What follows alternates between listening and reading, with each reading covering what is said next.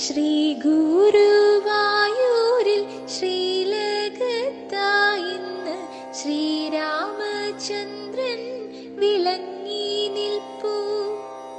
വില്ലും ശരങ്ങളും കൈകളിൽ കാണാം, അസ്ത്രം തൊടുക്കാനൊരുങ്ങുന്നു രാമൻ.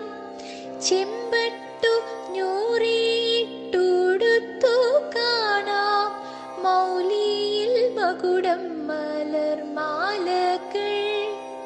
തൃപ്പദത്തിൽ തള അരമണി മാലിങ്ങൾ, കങ്കണം തോൾവള കാതിൽ പൂക്കൾ.